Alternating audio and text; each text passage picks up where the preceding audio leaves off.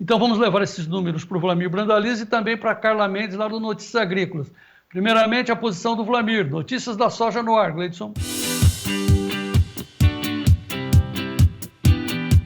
Notícias da soja com Wlamir Brandalize. Apoio Copavel, um show de cooperativa.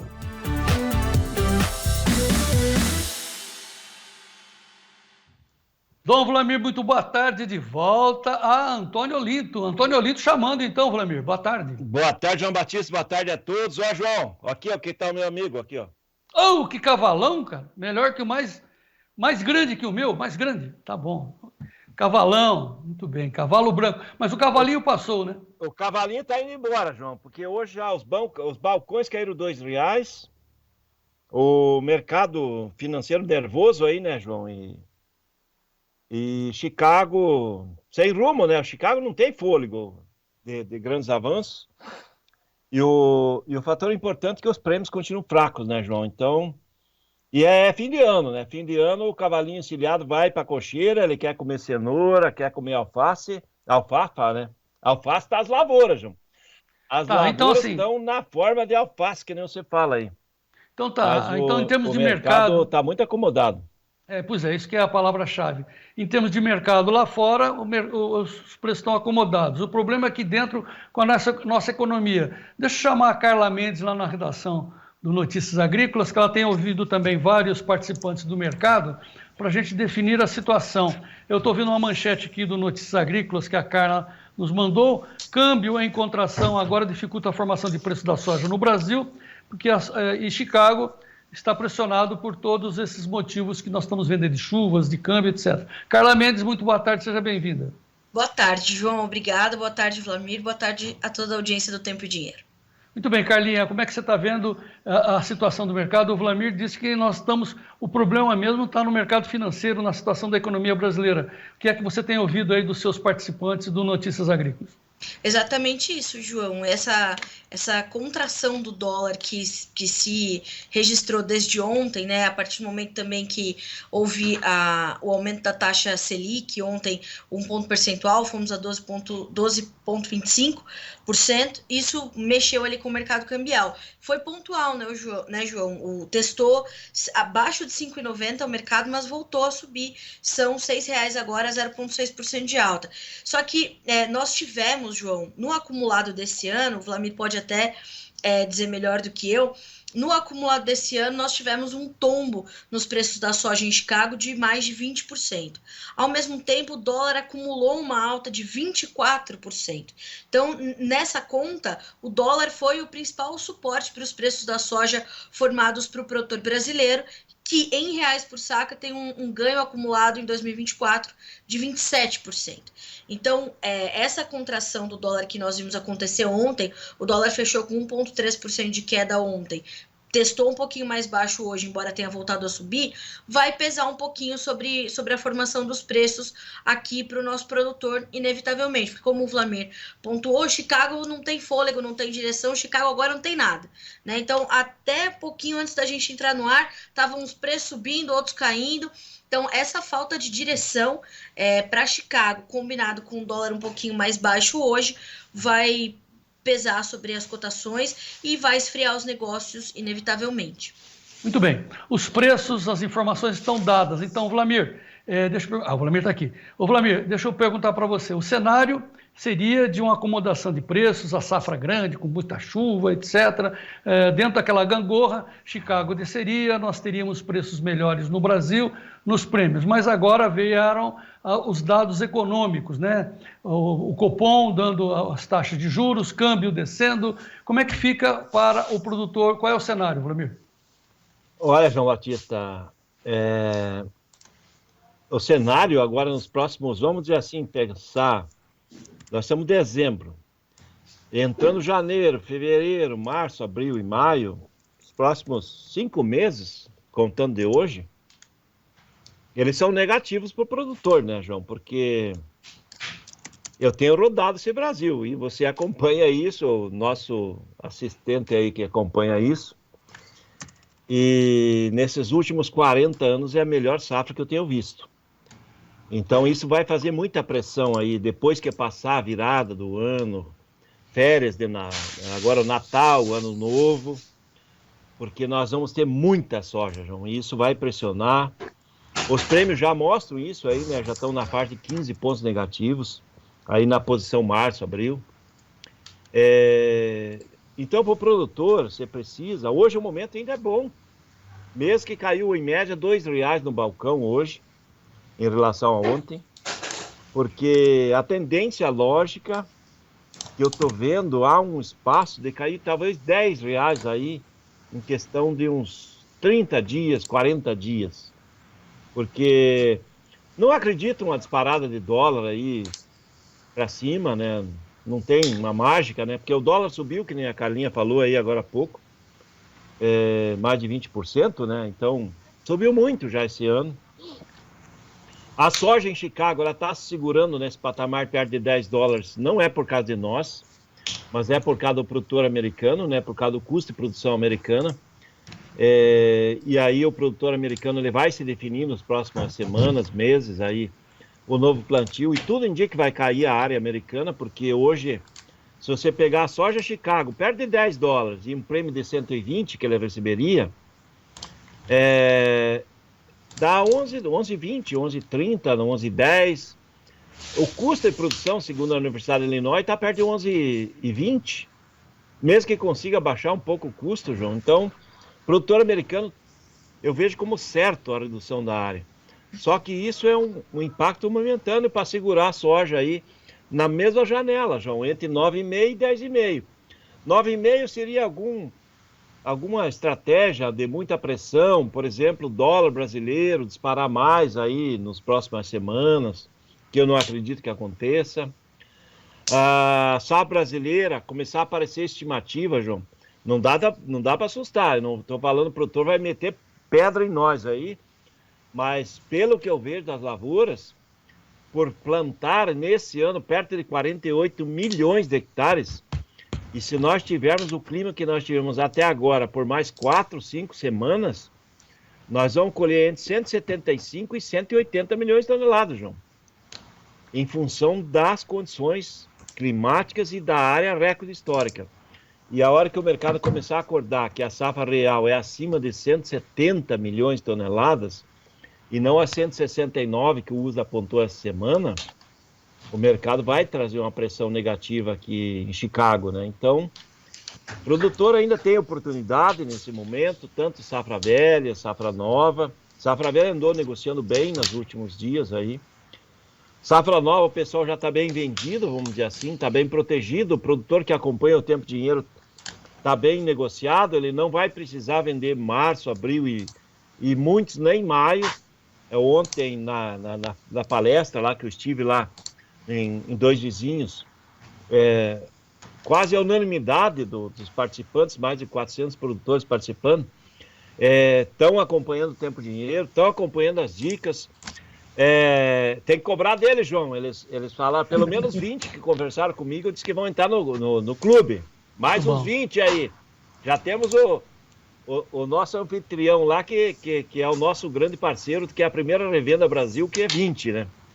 E eles também já estão vendidos, então estão protegidos para março e abril, que não vai precisar vender. Mas ainda no Brasil tem muita gente que não acompanha o Tempo Dinheiro e que está esperando que em março e abril o mercado vai ser alto, com um super safra chegando, não? Então, esse é um alerta, porque o mercado que a gente vê para frente tem que olhar prêmios. Se o prêmio estiver caindo, é sinal de que o mercado está desconfiado. Quando chegar na hora da colheita, o mercado vai estar muito ofertado. E nós já estamos cobertos aí para exportação no mês de março e abril nos portos. Então, os portos brasileiros continuam os mesmos.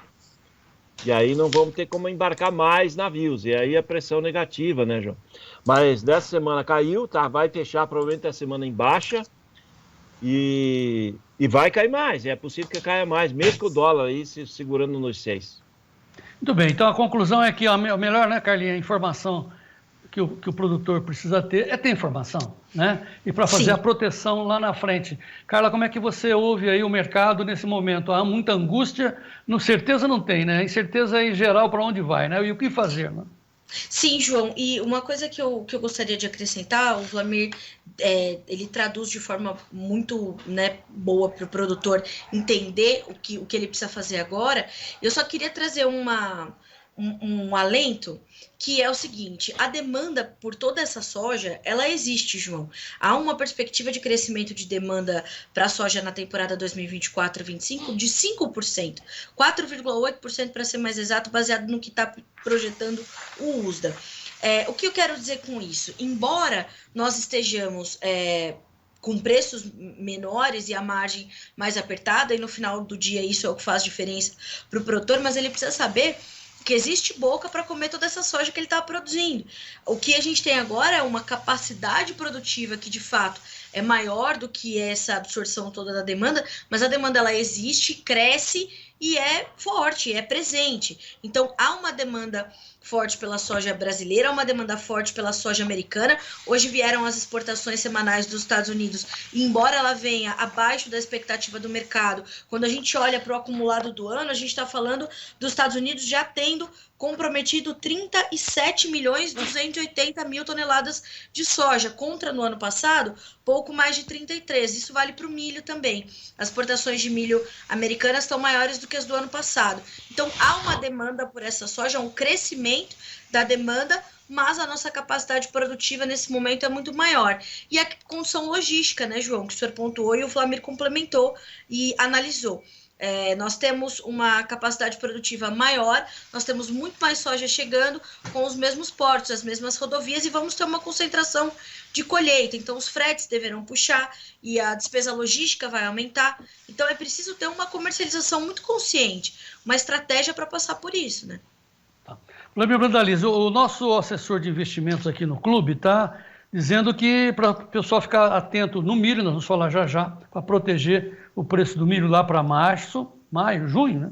Por aí, junho. Na verdade, o milho junho. Mas temos alternativa também para quem tem dinheiro está recebendo, olhar a renda fixa, porque o governo deu essa destrambelhada. A XP está falando em Selic a 15% lá para meados de março, maio. Você acha que é uma boa dica, Vlamir? João, só para completar o que a Carlinha falou aí, hoje a USDA confirmou a venda de 334.000 toneladas de soja. Então, hoje o produtor, ele tem esse leve momento, que estava em alta, agora tem momento em baixa, porque teve uma venda grande de hoje de soja americana, não confirmou para quem, mas eu acho que é para a China, a maior parte. Mas vamos voltar aí à questão da Selic e o teu amigo Lula. Lembra que o Lula era teu amigo, né? Meu nunca foi.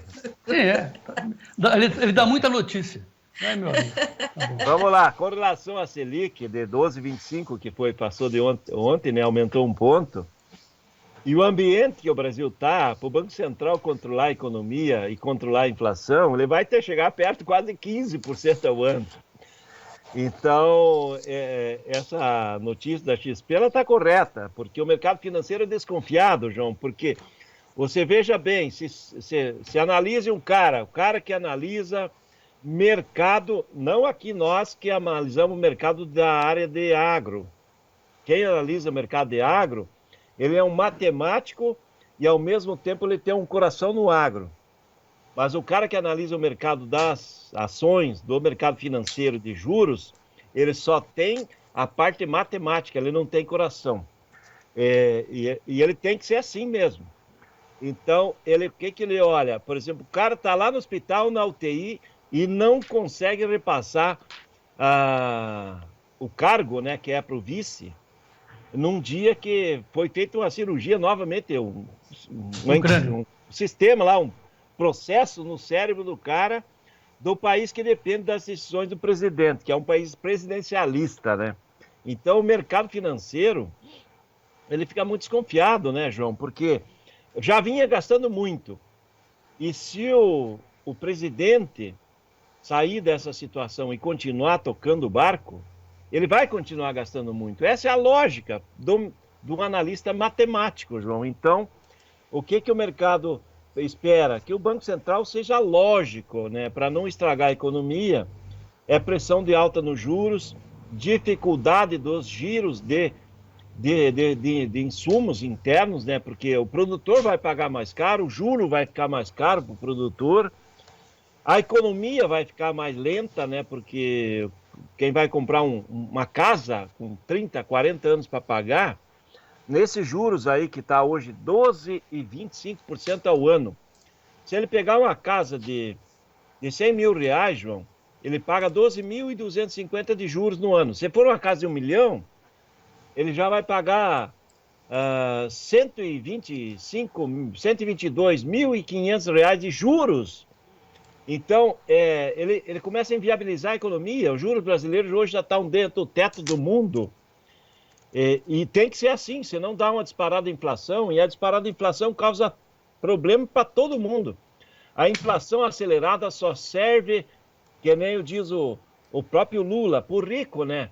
Antes ele falou, é só o rico que depende do dólar. Na realidade, quem depende do dólar é o pobre, e a taxa de juros, quem depende da taxa de juros baixa é o pobre, porque daí ele compra a prestação, ele compra a geladeira, a televisão, o sofá, e aí o custo da parcela é menor, né, João? Então, essa condição que está hoje, e nessa condição que está o governo, está complicada, e não acredito em juros baixos aí, pelo menos até o meio do ano que vem. E isso é pressão negativa para o país, né? A economia brasileira vai crescer menos, o agro vai continuar bombando, né? Porque nós vamos ter uma super safra de grãos, nós vamos continuar sendo o líder mundial da carne, mas não é só isso que faz o Brasil, né, João? Nós temos mais coisas para fazer, e tem mais gente, e não é só o agro que funciona, e por isso que essa situação que está hoje... João, você que é amigo do Lula, se fosse o Lula hoje, eu pedia demissão, ia para casa com a Janja e deixava tocar o Brasil, não ia me incomodar, dizer, deixa o Brasil andar. Pois é, eu lembro do Mário Henrique Simonsen que dizia, olha, a inflação aleja, mas o câmbio mata. Só que desta vez nós estamos os dois problemas juntos. Inflação alta, câmbio alto. Então a situação é dramática. A comparação que você está fazendo, Vladimir, imagine um empresário, um rico, amigo do Lula, esse sim é amigo do Lula, pai dos ricos. Se ele tiver 1 bilhão para investir, ele põe em taxa de juros, de repente, em pouco tempo, ele tem 100 milhões. Põe 1 bi, sem fazer nada, garante 1 bi e ganha 100 milhões sem fazer nada, sem gerar emprego, sem fazer a economia andar. Esse é o nosso problema. De novo, o Gleidson, a tela do nosso assessor de investimentos, Carla, porque nós estamos recomendando para os produtores prestarem atenção na evolução da economia, aproveitar, então, a renda fixa ou então pegar um LCA, uma letra do agro, que é isenta de imposto e do IOF. Então, tome informações para você se proteger. Importante, né, o Vladimir e Carlinha, que os nossos produtores se protejam, sabe? Não fiquem dependentes de nada e muito menos expostos. Você concorda, Carlinha? 100%, João. Essa trajetória que o Vladimir falou, isso mostra, né, como o Brasil continua sendo um ambiente inóspito para investir, e nós estamos falando de investimento direto, investimento que vai gerar emprego, que vai deixar dinheiro no país, que vai fazer a economia girar. Então a gente continua sendo um ambiente especulativo. E não é isso que a gente quer, né, João? Isso vai acontecer, óbvio, somos uma economia emergente, mas ainda somos um ambiente inóspito para investir. E ninguém quer isso, né? Se aqui dentro a gente já não consegue entender as regras, a gente vê a reforma tributária avançar. Tem mais de 1.000 emendas que foram colocadas no texto da reforma tributária. E aí se aprova a urgência porque o lobby... Então, sim, essa insegurança é muito séria. Então, para o produtor que tem ali mais do que tudo que nós estamos falando, quando a gente olha e fala diretamente para o produtor que está com o seu negócio debaixo de sol, de chuva, de granizo, de ventos e à mercê disso tudo, precisa ter informação para estar protegido, João. Não tem outra saída, né? Ok, Carla Mendes, muito obrigado pela sua participação, muito bem entendido. Mais informações daqui a pouco com a Carla Mendes, lá no Notícias Agrícolas. Vamos em frente, Carlinha.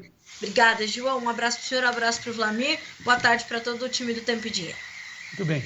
Vladimir, é com você. Recomendação final para o mercado da soja. João Batista, você tá com uma craque de bola aí, né? Junto, né? Carlinha é show de bola. A simpatia e a inteligência tudo junto, né? É difícil você conseguir. essas condições numa pessoa só. Mas vamos lá, João, com relação ao mercado da soja, ele está começando a acomodar, né? É normal, nesse período do ano, né? Estamos a poucos dias de fechar o ano, e o que eu sinto é que a maioria das empresas já não querem mais comprar soja para dezembro. A semana que vem a maioria dos caminhoneiros param, né? Não vão transitar pelo país, acaba trazendo uma dificuldade de movimento de carga, só volta depois da segunda semana de janeiro, então o mercado vai acomodando e quando acordar em janeiro é Brasil com uma nova safra pertinho da colheita, né? Então o ambiente agora, só que eu fazer um paralelo, né? Por exemplo, a soja de março no Porto, ela está na faixa de R$ 128. A soja de agora é 142, 144. Então, dá uma diferença bem grande. Então, o produtor tem que pensar o que está acontecendo. É o momento que vai ter a super safra, já está todo coberto o porto. Quem precisar de dinheiro nos próximos meses, a cada dia que passa, provavelmente vai ver a cotação caindo, né? Esse é o ambiente que está aí, né? Não tem mágica, o dólar foi lá 6,11, 6,12. Hoje está perto de 6, ele está muito próximo, já valorizou-se mais de 20% nesse ano. A soja em Chicago não consegue avançar, né, João? Ela está lá patinando entre 9,5 e 10,5 e ficando mais perto do 10, né? Que nem está aí o Gleides colocou o gráfico. Você começou falando o programa aí que a soja estava em leve alta, agora já está em leve baixa. Mesmo que ela teve a leve alta, que nem eu citei, né? Teve vendas hoje americanas importantes para o dia americano. 334 mil toneladas é muita venda americana. Mas ele deu o suporte ali, que deu aquela alta, e é possível que nós vamos fechar o dia de hoje um abaixo de 9,90. Então, e depois tem a pressão, né, no mercado doméstico aí, do avanço, né, da condição de safra. Isso é pressão, prêmio fraco.